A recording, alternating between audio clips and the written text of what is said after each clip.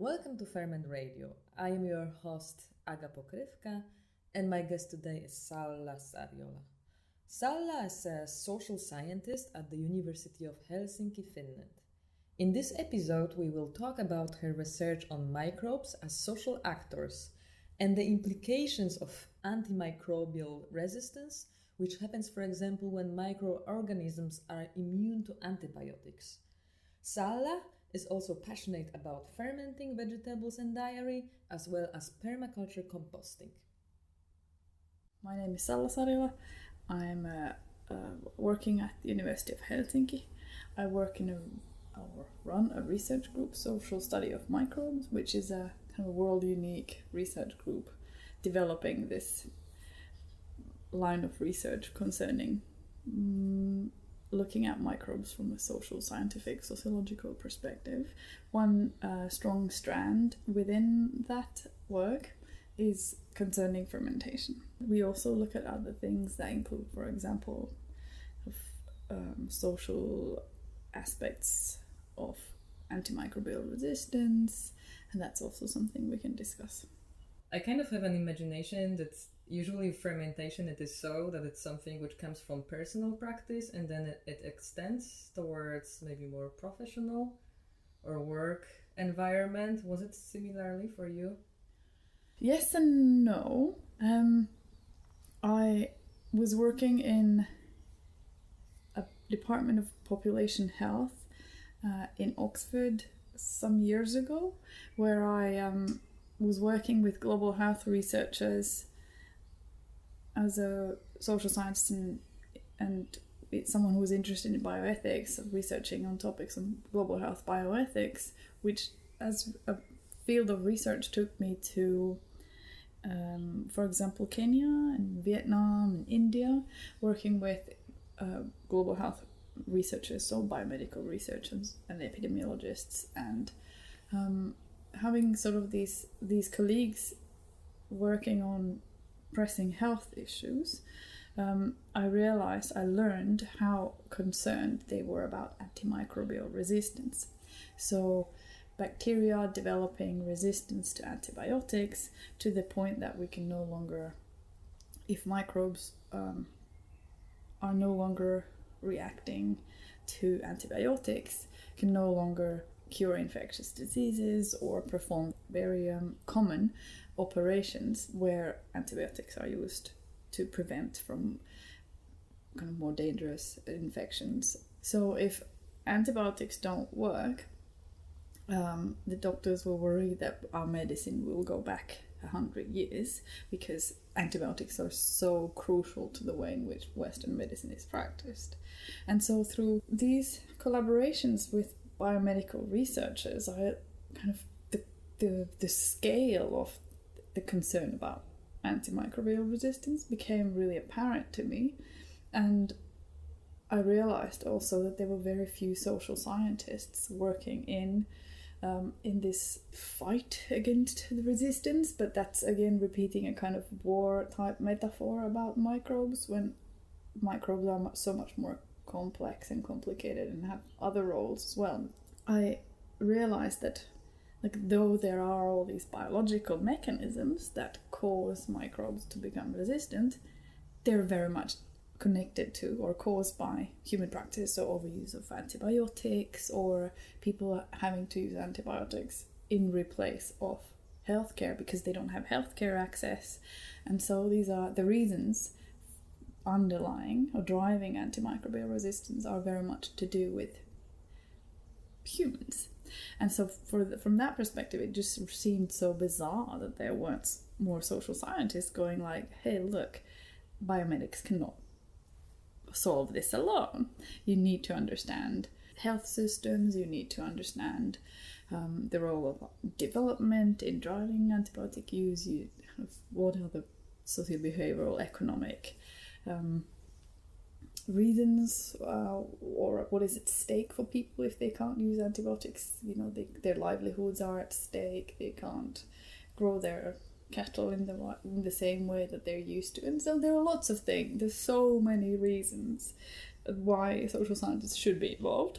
The more I thought about microbes, the more I realized that somehow microbes were absolutely fascinating.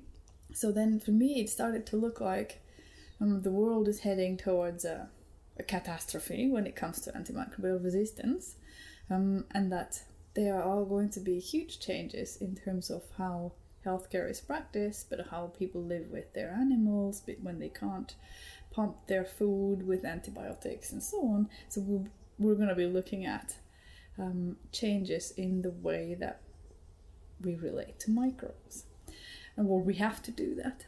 And the more I thought about it, the more I started to see microbes absolutely everywhere.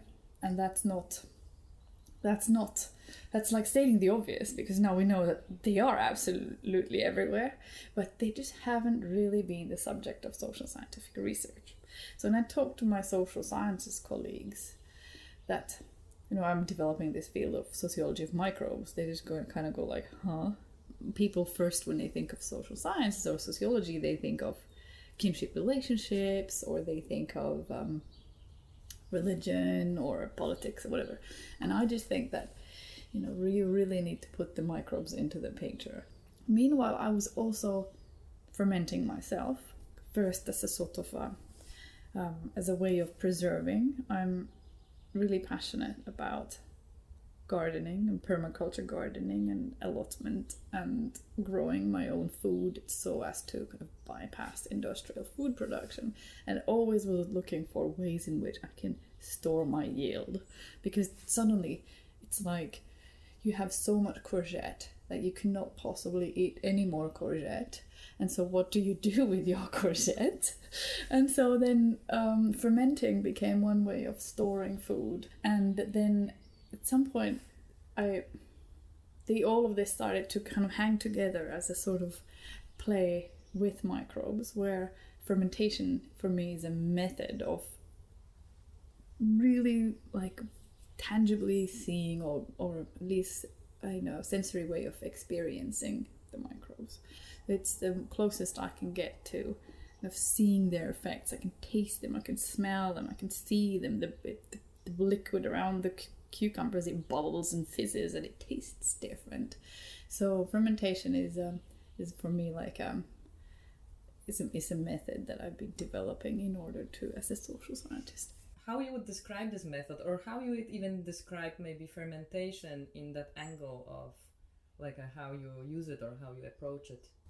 We've run these fermentation workshops where we come together with a group of people to do fermentation together, and then we sort of talk about the process of the chopping or the cutting or the vegetables, where they came from, the kinds of history of how they've been produced, and the kind of the line of agriculture or the industrial processing that food comes from, and how it is to be engaging with your food, like to the point that you're really making it rather than buying something ready-made. Or we might come together and engage with the traditions of that particular cuisine or food culture, or the legacy of the heritage of that particular kind of sourdough, for example, or the history of the vats or the tools for that. And often those workshops, it's in a way interestingly looping time, the present, the future. Most people have some kind of recollection of fermented products from their childhood, and yet those traditions have kind of stopped with modernization or with supermarket foods and the convenience of convenience stores, and so they are sort of an interesting reinvigoration of past practices that now is very hipster, that they want to kind of learn again. And there's an increased interest in the health aspects and health benefits of microbes, that people who have felt the effects of industrialized foods, then they feel like they want to start to learn to make their own food, be self-sufficient, but also make healthy food rather than processed foods. So the workshops often bring people together that that sort of link between the past and the present in really interesting ways. In science and technology studies, there is a tradition where inanimate or non-human actors are considered actors or having sociality or being social, and need to be considered within as actors in a phenomenon that is being studied, or as an assemblage of a network. So the microbe there, by that definition, is a social actor in the process of fermentation. So if you look at what is a fermentation as the method, it's not just about people, it's about all the different kinds of or different actors coming together, whether they are human or more than human in this case. Alternatively, of course, you can the fermentation workshops are great opportunities for somehow doing social fermentation that is about people. So they provide a platform for talking about politics. I alluded to the food, the kind of industrial food. I alluded to maybe social relationships that are being brought together and kind of reconfiguring a space, which is a safe one where people can share and discuss whatever comes to their mind, and sometimes the discussions are pretty intense and politicized and personal, because people talk about their pasts and their experiences. So the workshops can be thought about in two ways. One with the microbes as a social actor, and then as being about the humans kind of coming together as in that fermentation mode. But I think the radicalness of the fermentation as a methodology is that the possibility of thinking about the microbes as a social category, a social actor there, and that's what I think is so exciting about doing the workshops. To me, it's also like bringing three different scales working together. So there is this micro scale and microbes doing their job.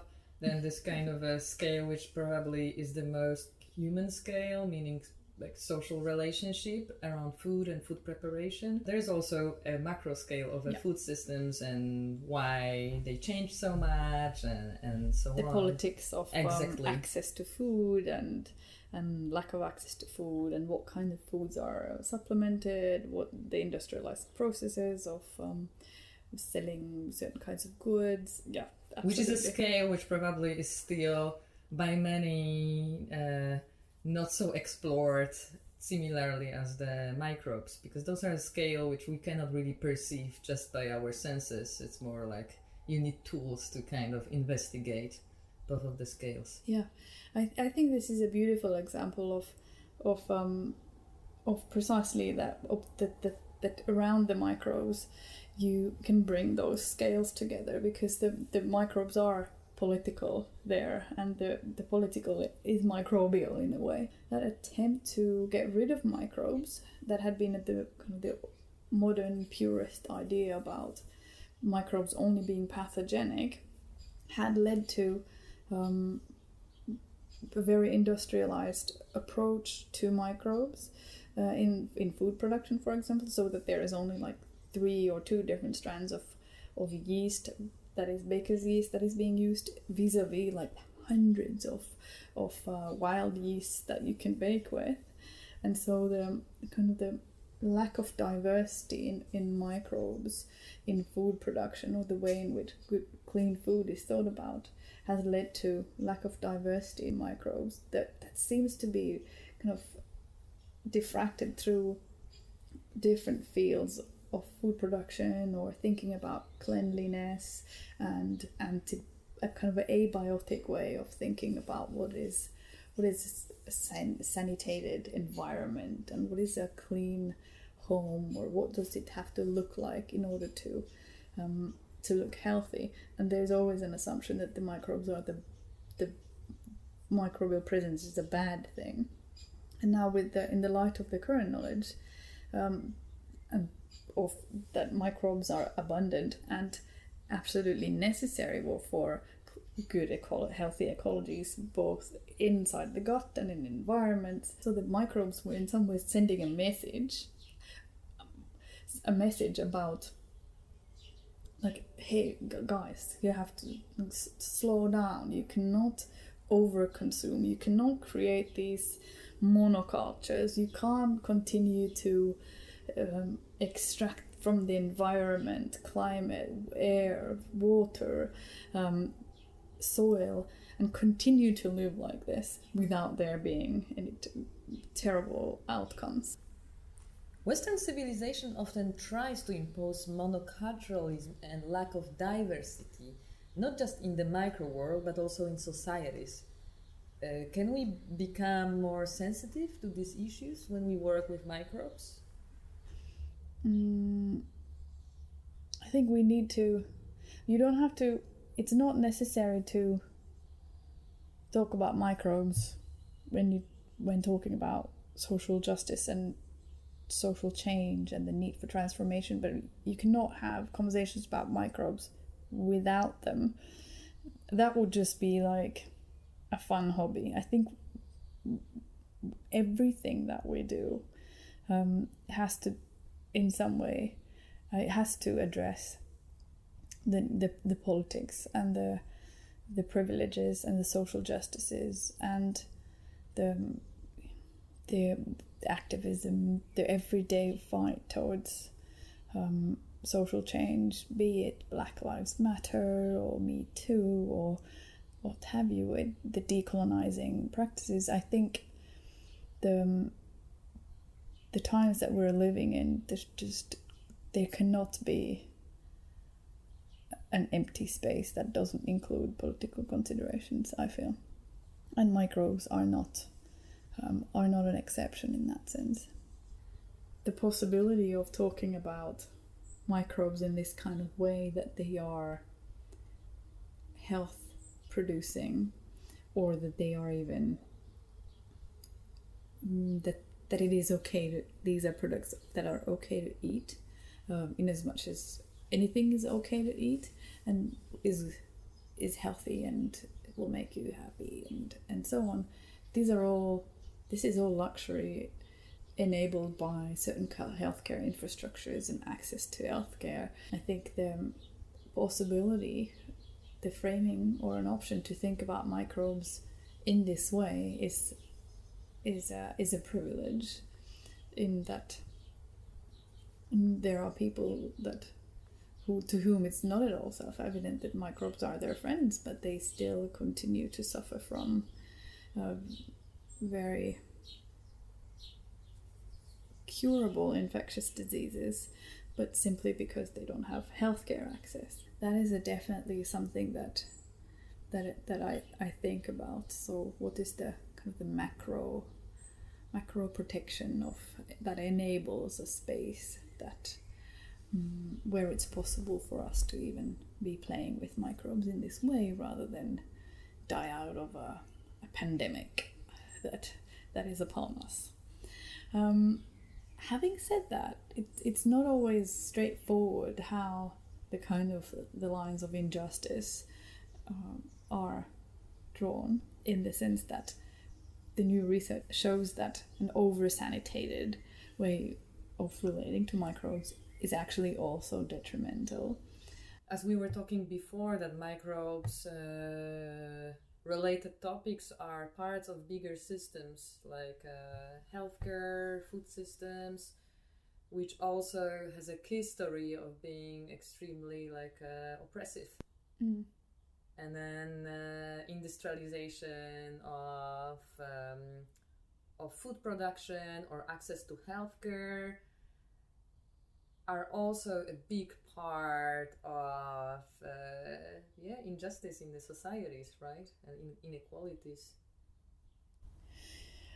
Yeah, there is work by scholars that include Donna Haraway and Singh, Scott Gilbert and others, who've talked about plantation scene, where the plantation was the way in which land and labour were organised that required people and seeds being brought from outside to create these plantations, monocultures, that they required labor and that resulted in slavery.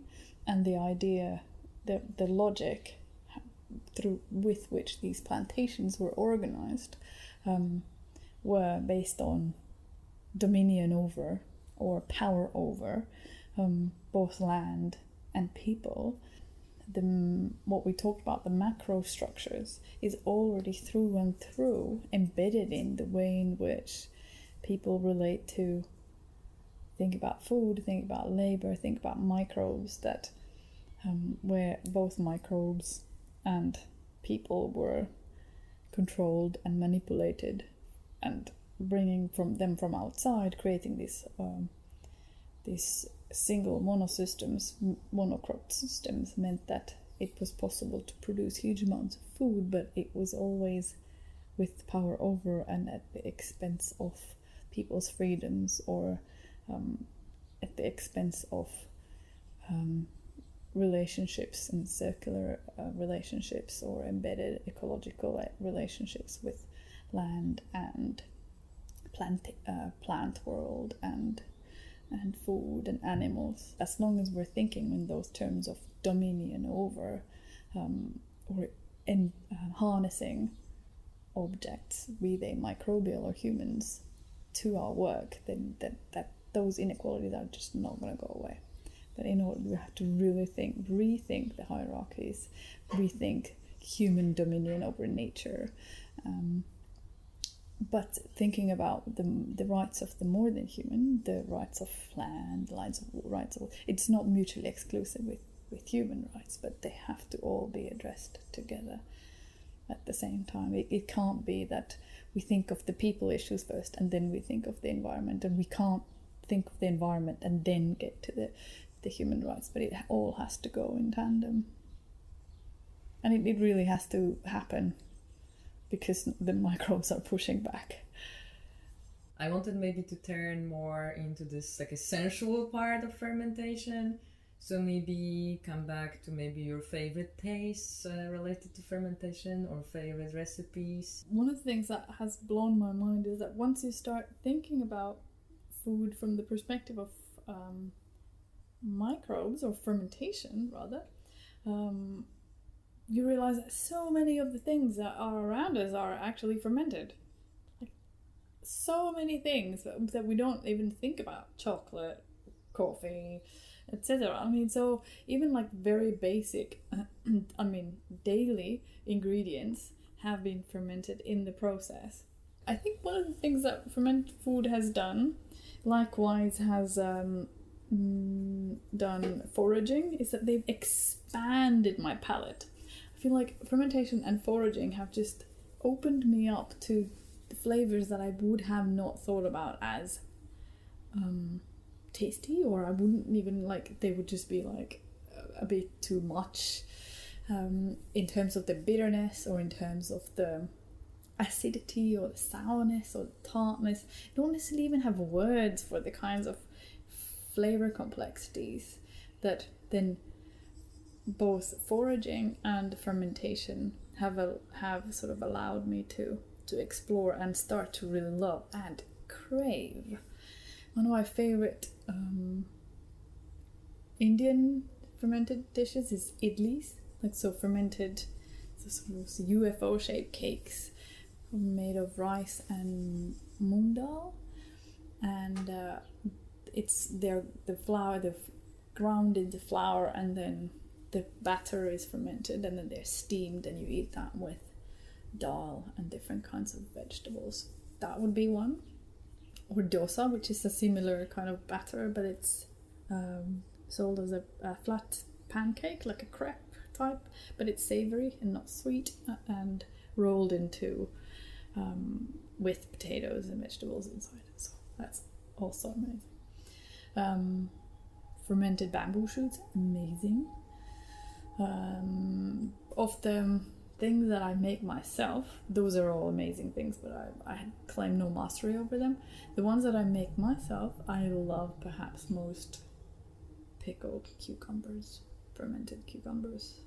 It's a very, very everyday and nothing tricky, nothing that will require anything more complicated than chopping your cucumbers into quarters and throwing all the spices that you kind of have at that point in time, and then salt water, and yet from such something so simple it becomes something so amazingly rich and complex and amazing.